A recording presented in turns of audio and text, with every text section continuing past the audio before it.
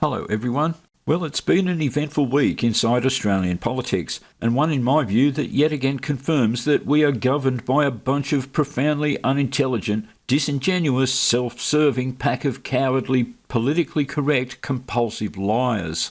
This week's villain is no longer Liberal Senator David Van. Just quickly, for the benefit of my overseas viewers, Liberal doesn't mean the same thing here in Australia than it means in the US. Over here, the Liberals are, for want of a better term, the Conservatives. Earlier this week, Senator Van was on the floor of the Senate giving a speech on the mudslinging by the left against Liberal Linda Reynolds in the wake of the Katie Gallagher text message revelations regarding the Brittany Higgins saga, which I'll touch on later in this video.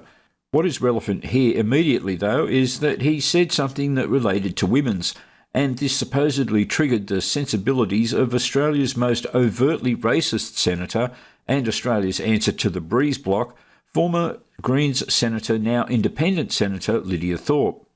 It went something like this.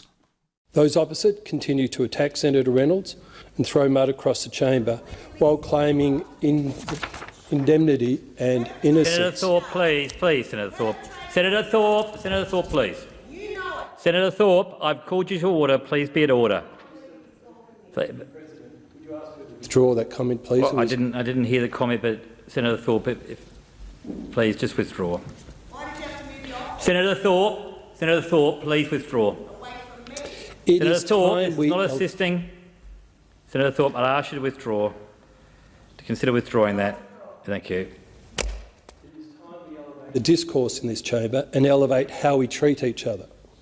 Transparency, honesty. Order, Senator Thorpe. Relay that I'm feeling really uncomfortable when a perpetrator is speaking about violence. Senator Thorpe, that's inappropriate and reflected pulling the member, and I have to ask you to withdraw that. I can't, because this person Senator Thorpe, I would just warn you at this point, sexually assaulted me, Senator Thorpe, and the Prime Minister had to remove him from his office. Senator and to Thorpe, have him talking about this today is an absolute disgrace. I have to, Senator Thorpe, I have to call you to order. I'm going to have to refer that to the President, I think. I'm going to refer it to the President rather than I'm just looking at the leaders. My course of action is to refer it to the President. Senator Van, please continue with your contribution. I utterly reject that statement, that disgusting statement, outright. It is just a lie, and I reject it. Sorry, Senator Van. Sorry, I withdraw the word lie. It's just not true. So that was the initial exchange. Firstly, we need to point out that Breeze bloc broke parliamentary rules by speaking of the personal character of another senator, which she's not allowed to do, which is why she was ordered to withdraw the remark. She refused to do so, and so the matter was referred to the senatorial president. Moreover, she used parliamentary privilege to level the accusation, rather than taking the matter to the police outside the Senate. Again, completely inappropriate. Anyway, now let's examine more closely some of what she said during her little rant there. And reflected pulling the member, and I have to ask you to withdraw that. I can't. Because she's just so principled, right? And needs to stand by her beliefs, right? Well, no, not when what she said threatens her highly paid taxpayer-funded job. Then she'll withdraw the remarks, and within a few hours of making them. Lydia Thorpe used the protection of parliamentary privilege to accuse Liberal Senator David Van of sexual assault. She initially refused to withdraw this despite repeated requests from the Deputy Senate President. It was referred to the President. There was a conversation about that late last night, and then Lydia Thorpe walked back into the chamber and withdrew the remark in order to comply with Senate rules. And you requested me to withdraw those remarks. In order to comply with the parliamentary standing orders, I withdraw those remarks. So when she said, I can't, what she was actually doing was doing something that we Australians generally refer to as talking out of her fucking arse. And the Prime Minister had to remove him from his office. So the story here goes that then Prime Minister Scott Morrison moved Senator Van's office away from the proximity of Lydia Thorpe's office because of the harassment and subsequent fear she was experiencing from Senator Van. So what does Scott Morrison say about that?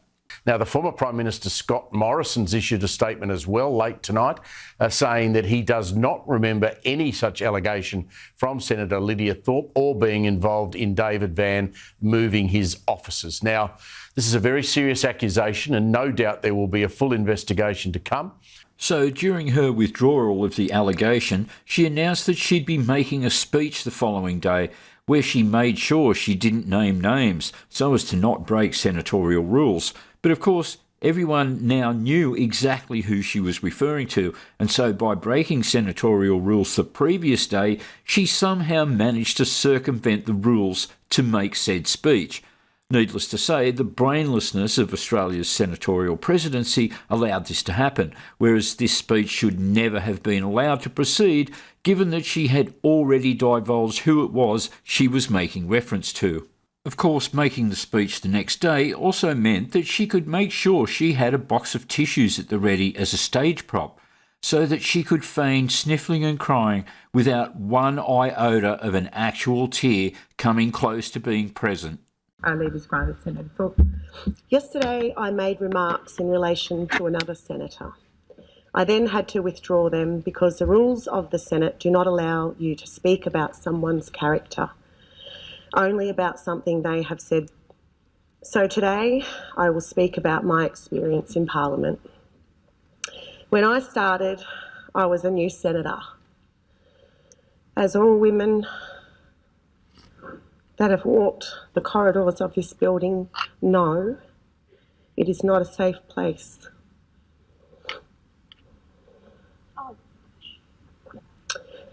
You are often alone in long corridors with no windows and in stairwells hidden from view where there are no cameras. This was my new workplace. This is the workplace women in this building know. I experienced sexual comments and was inappropriately propositioned by powerful men. Yeah, if he's a senator and you're a senator, doesn't that make you both equally as powerful as each other? But it's at this point I can get on board with his political career being decimated on the strength of an accusation only. Let's face it, if he propositioned you, he clearly doesn't have very good judgment, and is thus probably not suitable for making judgments about legislation either. No, wait, that applies to the fucking lot of you. One man followed me and cornered me in a stairwell, and most of this was witnessed by staff and fellow members of Parliament. No one witnessed what happened in the stairwell, as there are no cameras in stairwells. I know there are others that have experienced similar things and have not come forward in the interests of their careers and fear they would be presented to the world by the media in the same way that I have been today. There are different understandings of what amounts to sexual assault. Ah, so he told you that your hair looked nice that day. What I experienced was being followed, aggressively propositioned and inappropriately touched. I was afraid to walk out of the office door.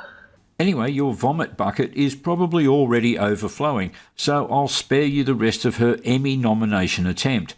Let's just move on to how afraid of men she actually is.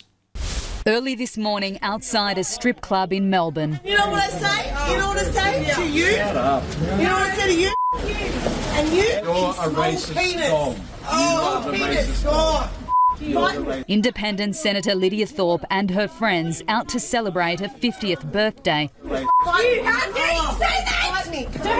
Are filmed arguing with a group of men. All I want to say to the black brothers there, and anyone that we're fighting, any black man that stands with a white little like that, you can all get too. How the fuck did someone get in Parliament like you? We've been oppressed all our life in this country, and you let this little dog... Senator Thorpe also taking matters into her own hands. And you are marked. Get out of my face. Lydia Thorpe has told 7 News that she was provoked, that the men singled her out and began to harass her over her views on Indigenous affairs. And there you have it. Like we're meant to believe that poor, fragile little Lydia is afraid to walk down the corridors of power. I mean, give me a fucking break. Anyway, I mentioned before that I'd touch on the Katie Gallagher text message debacle.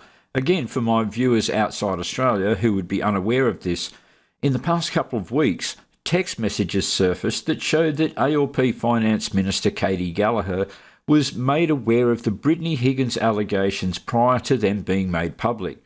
The issue being that at a Senate inquiry quite a while back, she'd been asked if she had prior knowledge of Brittany Higgins' claims before they were made public, and she had said no. The text messages showed plainly that she had lied to the Senate inquiry, and she has now been accused of misleading Parliament. All from the ALP side of politics defended her, including Prime Minister Albanese. And get this for a defence: I knew of the allegations, but I didn't do anything with it. That wasn't the question. The question was, did you have prior knowledge? The truth was yes, and you answered no. That was a lie. Whether you did anything with it or not is utterly irrelevant as to the issue of whether you misled Parliament or not. Anyway, the same standard certainly isn't applied equally when you're a man who protests his innocence, as politically correct, pussy-pandering, spineless opposition leader Peter Dutton clearly demonstrated. Since the airing of Senator Thorpe's allegation yesterday, further allegations in relation to Senator Van have been brought to my attention overnight and this morning. As such, I met with Senator Van this morning, and a short time ago I advised Senator Van of my decision that he should no longer sit in the Liberal Party party room. At the outset, I want to make very clear that I'm not making any judgment on the veracity of allegations or any individual's guilt or innocence. Yes, you are. You're operating under the presumption of guilt, not the presumption of innocence, proving once again that Australia has lost its way and reaffirming the dangerous precedent that continues to threaten every man in this country. But your nuts are clearly in the clasp of Lydia Thorpe's handbag, so, you just continue to be just another man who sells all other men up the river, buddy. Obviously, there's an independent process with the PWSS, the Parliamentary Workplace Support Service, to get underway. On my instruction, my office last night and again today has spoken with the PWSS, and they will conduct their considerations of these matters. But of course, you're not going to wait for the outcome of that inquiry. You've already acted. You're going to execute the prisoner and then have a trial. Anyway, it turns out that 2 other women have pointed the finger at Senator David Van, one anonymous and one being former Liberal Senator Amanda Stoker. A third allegation against Senator David Van surfacing after former Liberal colleague Amanda Stoker claimed he inappropriately touched her in 2020. I'm not out to make this a bigger deal than it is. I'm not scarred for life, and I'm not out to get anyone. I never wanted this to be public, but I'm also not about to cover it up. The trigger? Senator Lydia Thorpe, who used parliamentary privilege to accuse Van of sexual assault, which she later withdrew to comply with Senate rules. This person harassed me, sexually assaulted me. Senator Thorpe. Van vehemently denies all allegations, saying he's stunned that my good reputation can be so wantonly savaged without due process or accountability.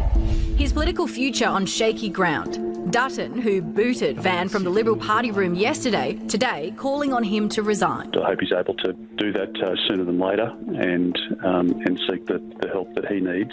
Before taking aim at Thorpe. I think Senator Thorpe has lots of issues and, as I say, some of those and her own conduct have been well documented. Her main issue being that she's a divisive anti-white racist.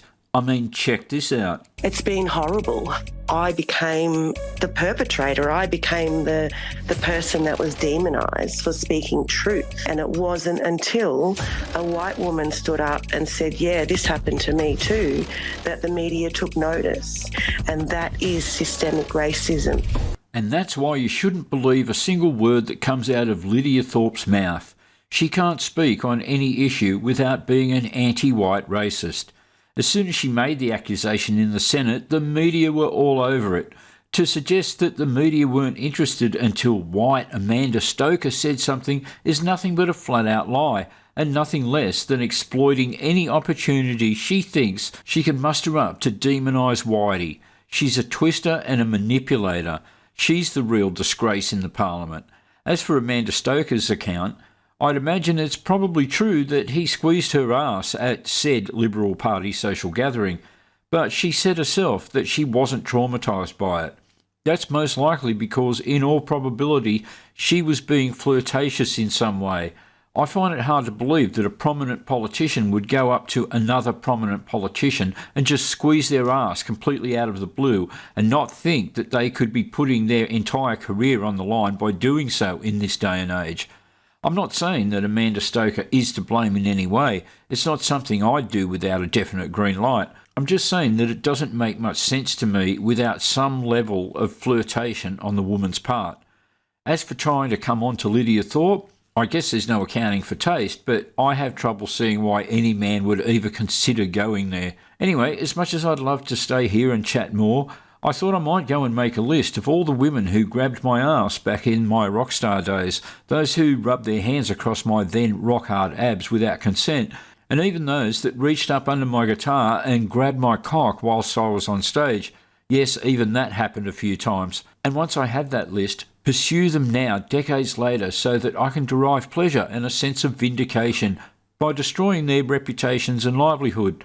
Not because I carry any actual trauma from being viewed as a sexual being, but really just to be a cunt.